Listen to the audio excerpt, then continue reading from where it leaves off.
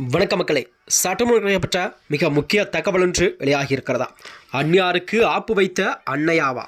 தேமுதிகவுக்கு திமுக போட்ட ஒரு கரார் கண்டிஷன் என்ன? 2026 கூட்டணியில் மாறும் அதிரடி திருப்பங்கள் என்னவா? வாங்க வெடிவை முழுவாக்கலாம்.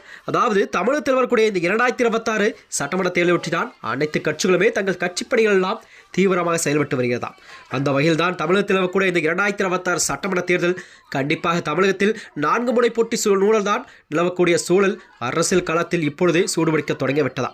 அந்த வகையில் தான் தாங்கள் யாருடன் கூட்டணி என்பதை அறிவிக்கப்படாத சூழல்தான் தேமுதிக பன்னீர்செல்வம் மற்றும் பாமகவின் ராமதாஸ் அவர்கள் ஆகியோரெல்லாம் இன்று வரை நாங்கள் யாருடன் கூட்டணி என்பதை அறிவிக்கப்படாத சூழல்தான் தமிழக அரசியலிலே புதிய மாற்றத்தை எல்லாம் ஏற்படுத்தி கொண்டிருக்கிறதா.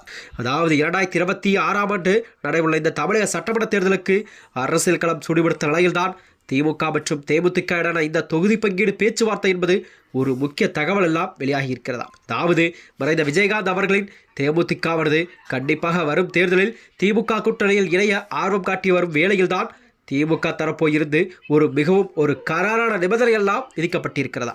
குறிப்பாக சொல்லப்போனால் இரட்டை இலக்க எண்ணிக்கையில் தொகுதிகள் கேட்ட தேமுதிக கோரிய நிலையில் திமுக அதற்கு தலைமையானது கண்டிப்பாக 5 முதல் 7 இடங்கள் மட்டுமே ஒதுக்க முடியாது என்பதை திட்டவட்டமாக தெரிவித்துள்ளதா.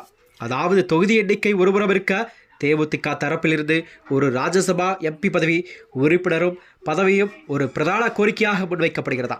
ஆனால் ஏற்கனவே கூட்டணியில் உள்ள மதிமுக, விசிக மற்றும் கமலஹாசனின் மக்கள் நீதி மையம் போன்ற கட்சிகளுக்கு பல வாக்குறுதிகள் அளிக்கப்பட்டுள்ளதால் தேமுதிகவுக்கு கண்டிப்பாக இந்த முறை ராஜ்யசபா சீட் வழங்க முடியாது என்று திமுக தரப்பு மறுத்துவிட்டதாகவும் கூறப்படுகிறதா.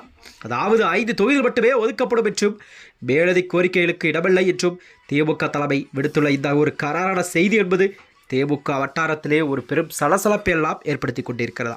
அதாவது இந்த இழுபறி ஒருபுறம் இருக்க எதிர்க்கட்சி அதிமுக ஏற்கனவே தேமுதிகவுக்கு ராஜ்யசபா சீட் வழங்குவதாக உறுதியளித்துள்ளதாகவும் செய்திகள் வெளியாகியிருக்கிறது.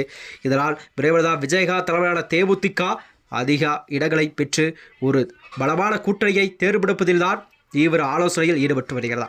தமிழகத்தில் அதாவது இந்த 5 தொகுதிகள் மட்டுமே என்ற கண்டிஷன் நிலைப்பாடு தேமுதிகவை மீண்டும் அதிமுகவா அல்லது பாஜக தலைமையிலான தேசிய ஜனநாயக கூட்டணியில் நோக்கி நகர்வதா என்ற வாய்ப்புதான் கண்டிப்பாக பொறுத்திருந்து பார்க்க வேண்டும் என்று அரசியல் வியூகமெல்லாம் வகுக்கப்பட்டிருக்கிறதா.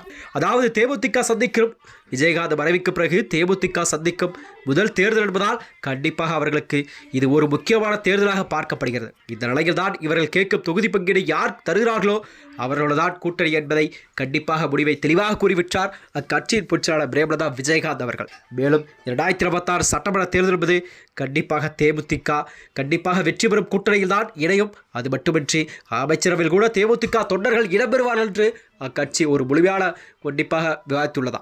மேலும் இதுபோன்ற வீடியோக்களை தெரிந்து கொள்ள நமது சேனலை மறக்காமல் சப்ஸ்கிரைப் செய்து கொள்ளும். நன்றி, வணக்கம்.